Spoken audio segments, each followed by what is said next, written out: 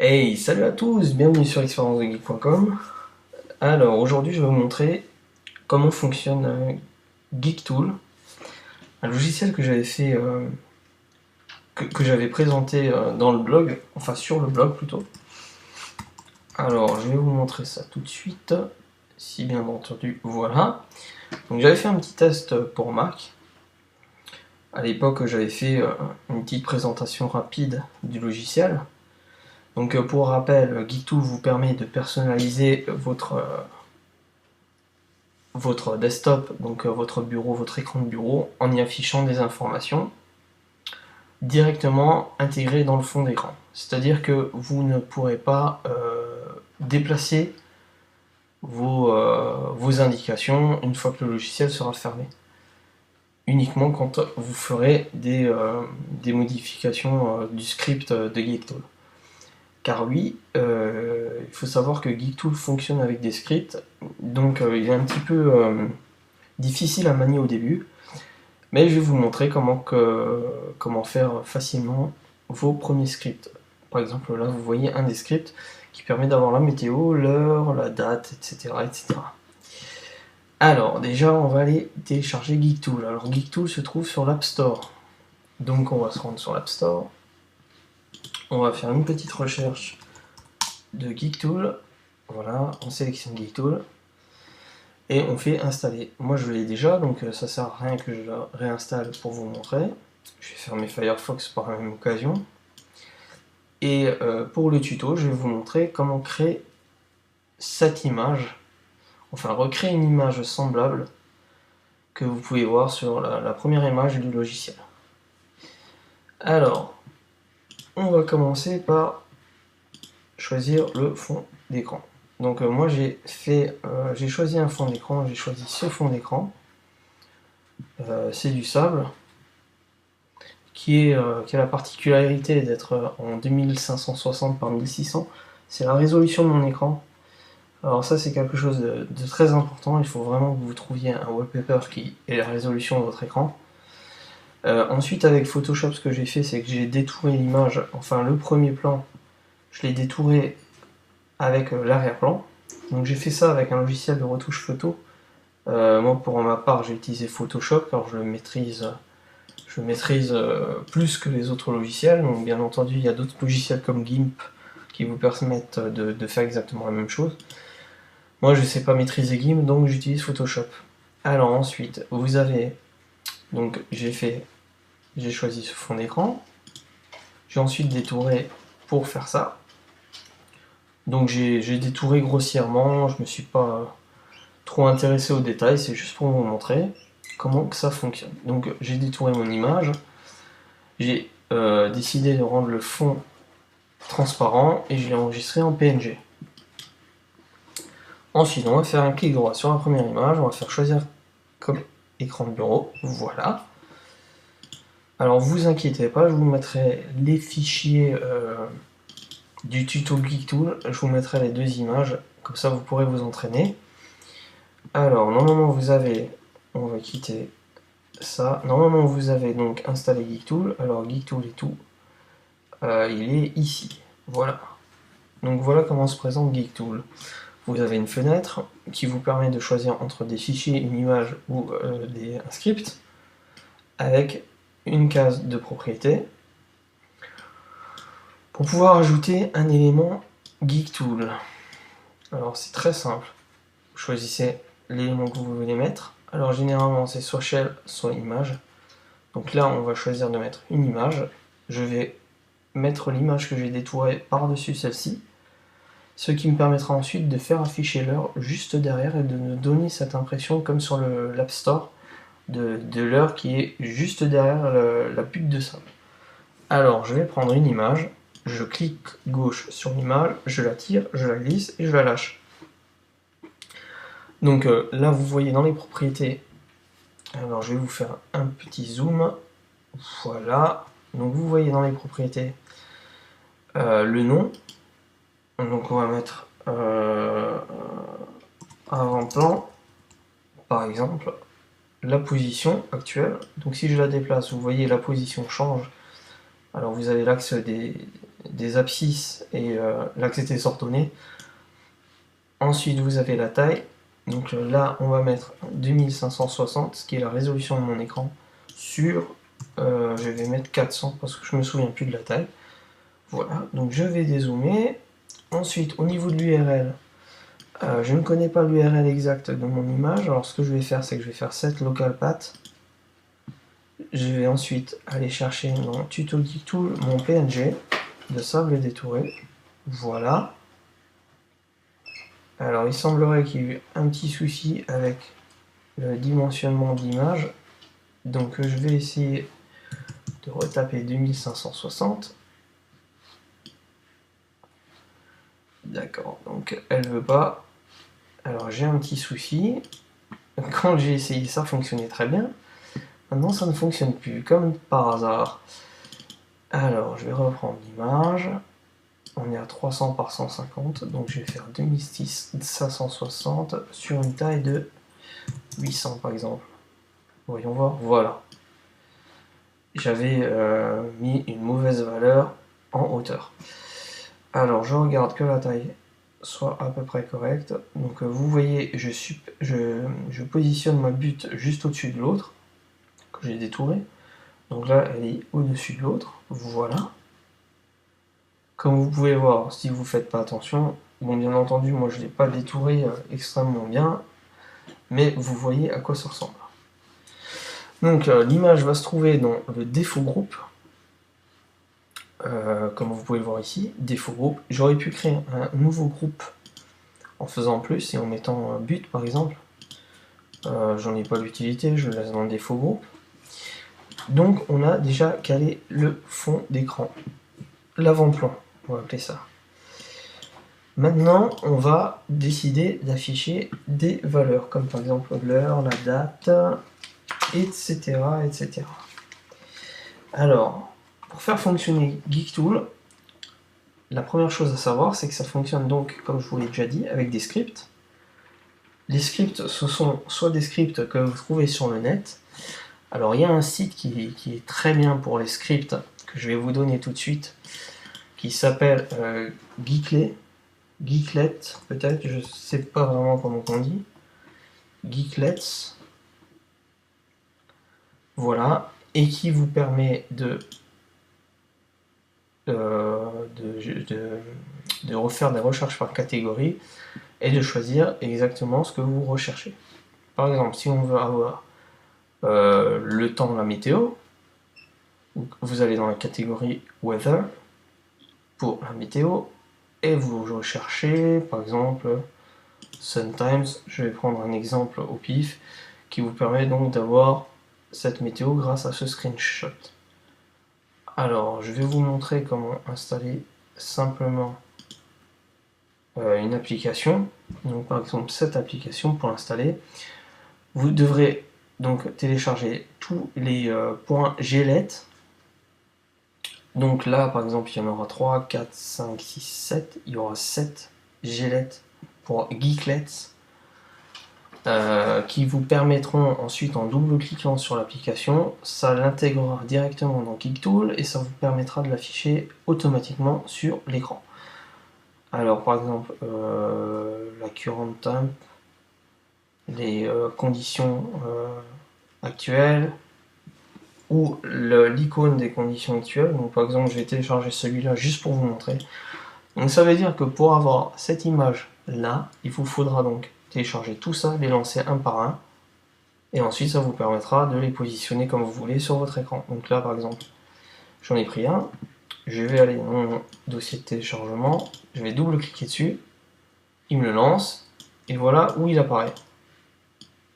Donc là vous voyez, pour déplacer la fenêtre, là c'est impossible de la déplacer en la sélectionnant. Vous cliquez sur défaut groupe, et là uniquement vous pouvez donc jouer avec l'image et la déplacer. Donc là j'en ai pas d'utilité, je vais la fermer, je vais aller jeter le Geeklet.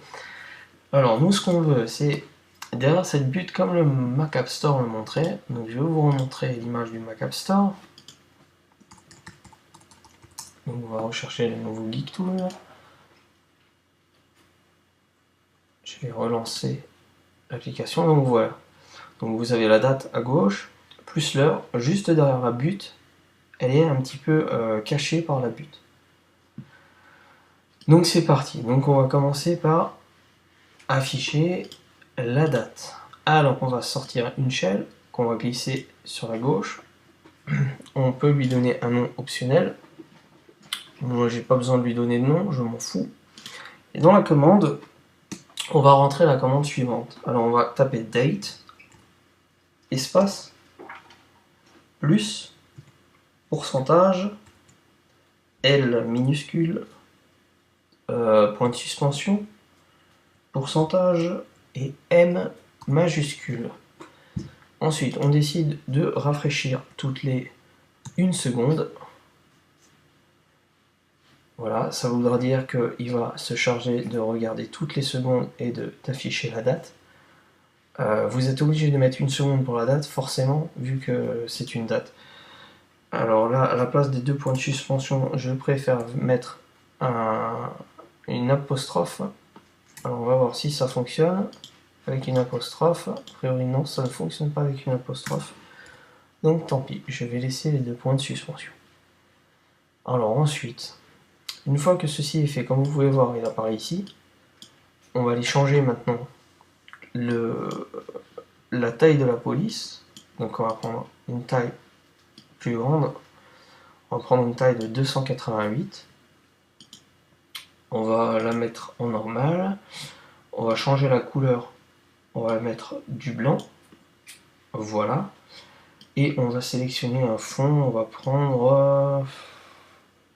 je sais pas, on va prendre Helvetica. Alors, elle est où?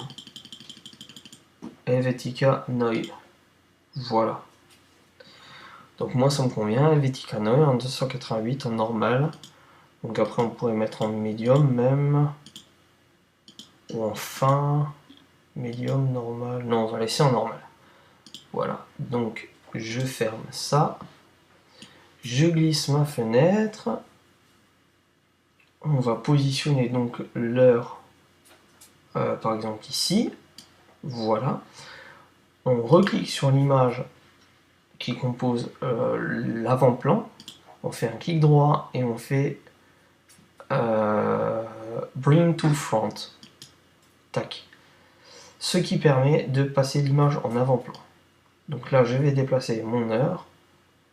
Je vais la positionner de telle sorte à ce qu'elle soit visible et surtout lisible. Donc je vais la mettre par exemple ici. Voilà. Voilà ce que ça donne déjà. Donc bien entendu, après vous pouvez déplacer l'heure où vous voulez. Si vous la voulez un peu plus grande, il vous suffira de changer les valeurs 288 et mettre par exemple 400. C'est un exemple comme un autre. Voilà, donc là j'ai mis en 400. J'agrandis juste ma fenêtre, histoire de ne pas cacher l'heure. Voilà, donc maintenant je vais la positionner. Où est-ce que je vais la positionner? On va la positionner ici, tiens, par exemple. Voilà, je vais la mettre ici.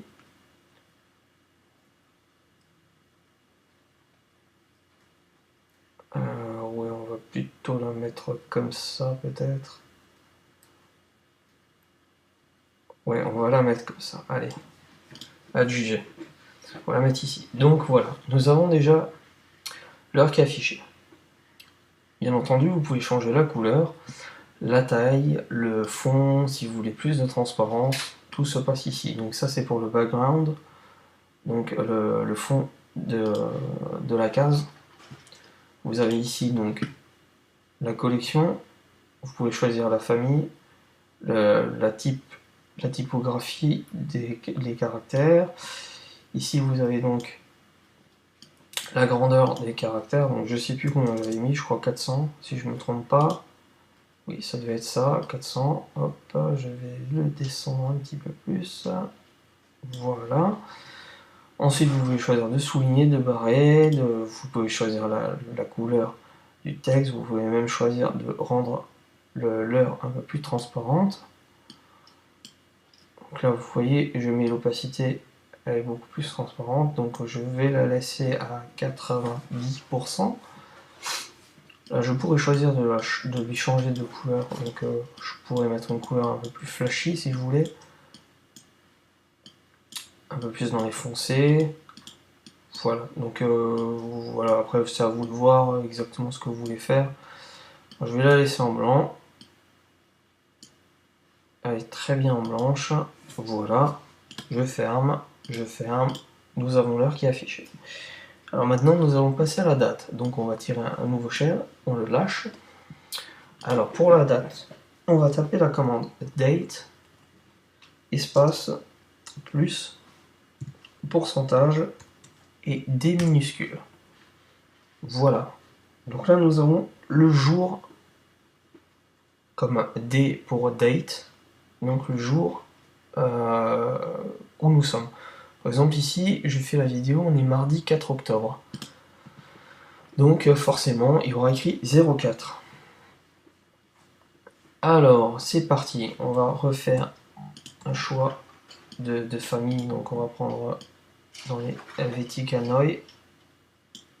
Voilà, on va choisir de la fiche en médium avec une taille de 300. Oups, c'est un peu trop grand. Voilà, une taille de 300 avec une couleur blanche. Voilà, donc je vais agrandir ma fenêtre. Donc nous sommes le 4. Alors je vais positionner mon 4 ici. Voilà, je vais lui dire d'aller en arrière-plan. Voilà, donc là, visiblement, celui-ci, on va lui faire aller en arrière-plan aussi. Voilà, donc nous avons la date, l'heure. Maintenant, on va afficher le mois, si je ne me trompe pas. Alors, on va refaire un shell. Dans la commande, on va écrire date, espace plus, ou pourcentage, et B majuscule. Donc là, on affiche le mois. Vous voyez, si j'avais fait date plus, si j'avais écrit juste date, vous auriez eu mardi 4 octobre 2011 à 3h20 secondes. Voilà. Donc on va écrire date plus pourcentage B. Voilà, nous avons donc le mois qui s'affiche, octobre, car nous sommes en octobre, figurez-vous. Donc on va mettre en médium. Pareil, je vais choisir une taille de 300 par exemple, avec une couleur blanche. Voilà, je vais agrandir la fenêtre. Visiblement 300 c'est trop grand, donc on va descendre un petit peu, on va mettre en 200. Je décide de le mettre en fin. Voilà, donc je vais fermer ça, je vais positionner mon mois. Je vais par exemple le mettre comme ça, comme ceci. Je vais essayer de positionner à la même hauteur que le 4. Donc par exemple, je vais le mettre ici. Je l'envoie en arrière-plan. Je l'envoie en arrière-plan. Je l'envoie en arrière-plan. Je lâche tout. Voilà, donc ça ne me convient pas. Je trouve que on ne le voit pas assez. Donc je vais essayer de le mettre un peu plus haut. Par exemple ici. Voilà. Alors j'ai oublié une chose importante, je crois, en cliquant sur le mois. Donc on a un refresh toutes les 1 seconde. Sur le jour, j'avais pas de refresh. Le jour étant donné qu'il y a 24 heures, donc on peut faire un refresh toutes les 60 secondes de toute façon. Ouais, enfin bon, vous pouvez laisser 1 seconde, ça ne changera absolument rien. Voilà, donc on a le mois, on a le jour, plus la date. Donc on va aller vérifier sur Geektool, voir si ça correspond. Voilà, donc il me manque en fait le jour. Alors,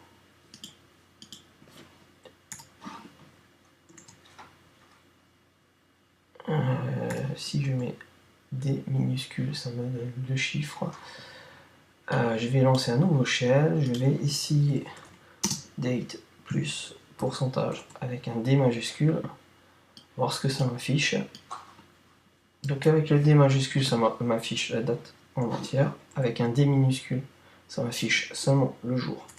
Avec un M majuscule, ça m'affiche donc le mois. Avec un M minuscule, ça m'affiche.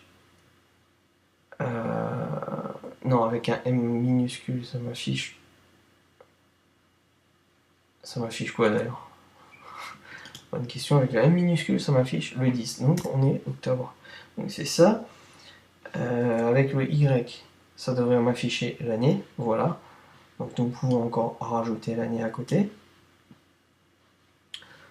On va lui redonner un Helvetica Neue fin avec une taille de 200. Je me suis trompé, c'était lui qu'il fallait que je choisisse. J'ai pas cliqué sur la bonne fenêtre. Voilà. Alors Helvetica Neue fin avec une typo de 100 par exemple. Voyons voir ce que ça donne. 100, ça peut être pas mal. Je vais réduire un petit peu ma fenêtre. Ça me permettra d'avoir plus de place pour ensuite positionner mes objets. Donc voilà, je vais par exemple le mettre ici. Alors lui, visiblement, il n'est pas en arrière-plan. Donc je vais les balancer tous en arrière-plan. Send to back.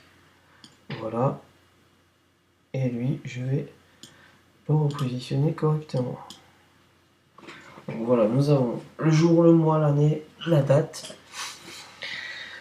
Et c'est tout. Il ne nous reste plus qu'à fermer donc un Geek Tool.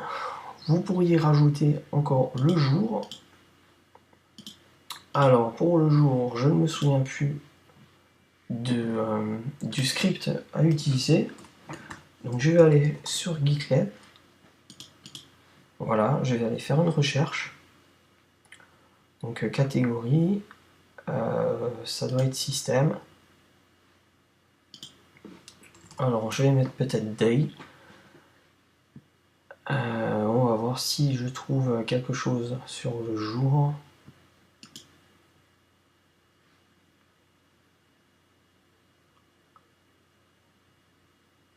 Alors peut-être qu'en essayant calendar, on va pouvoir trouver quelque chose. Desktop calendar weather.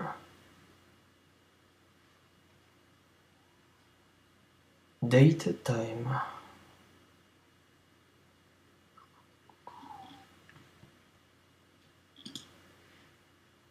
Alors, je suis désolé, je cherche sur Desktop Date and Time.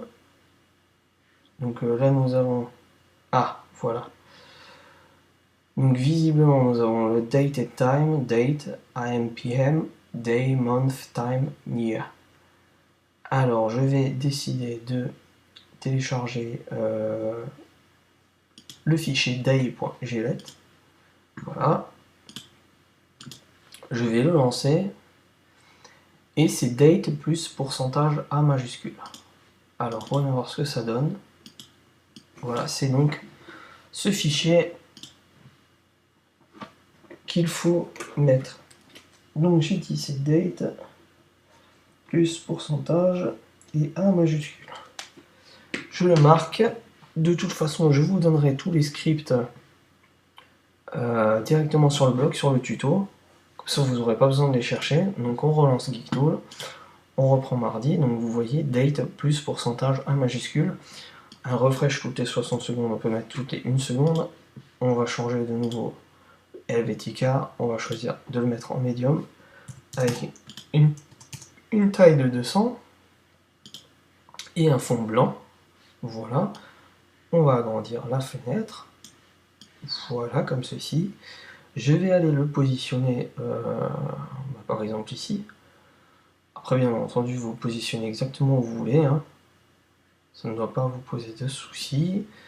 Alors, il faut peut-être prévoir un espace plus grand, en sachant que vous aurez des jours qui seront un peu plus grands. Ce que je vais faire, c'est que je vais le positionner sur la gauche, qui est ici, alignement, voilà. Donc je vais faire en sorte qu'il soit positionné sur la gauche, voilà, en laissant assez d'espace pour afficher les grands jours comme mercredi ou vendredi par exemple. Donc je vais fermer, voilà, ça devrait fonctionner, non. Alors on va passer le fond devant en avant-plan, on relâche tout, on peut fermer Geektool, et voilà. C'est tout aussi simple que ça. Alors, au niveau des scripts, je vous les laisserai sur le blog, sur le tuto. Je vous laisserai aussi le fond d'écran, donc la plage et ma retouche en PNG, et vous pourrez vous entraîner. Alors bien entendu, moi j'ai fait quelque chose de très basique.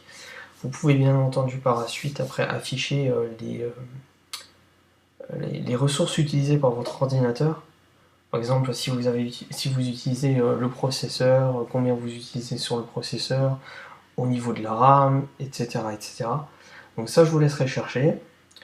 Encore une fois, c'est très simple, vous allez sur Geekly, comme par exemple là, ce que j'ai fait, vous allez sur Geekly, vous recherchez les scripts qui sont déjà faits, et ensuite il vous suffit de regarder le script, comment il fonctionne, et de l'intégrer à votre système. Voilà, j'espère que ce petit tuto vous aura plu et surtout vous aura aidé pour faire vos premiers pas avec Geektool, en espérant que ça vous permettra ensuite de faire des choses magnifiques et vraiment beaucoup plus poussées. Moi par exemple, quand je vois des choses, je vais vous montrer ça tout de suite, quand je vois des choses de ce genre par exemple, je me dis qu'il y a vraiment beaucoup de potentiel. Et ça donne vraiment envie d'approfondir ses connaissances dans le logiciel. Alors après, je vous laisserai chercher sur Google Images par exemple. Vous cherchez Geektool et vous allez voir un petit peu ce que les gens ont pu réaliser comme œuvre. C'est vraiment parfois impressionnant. Voilà. J'espère que tout ceci vous aura plu, vous aura donné envie de goûter à Geektool. Et moi je vous dis à très bientôt sur expériencedegeek.com. Ciao.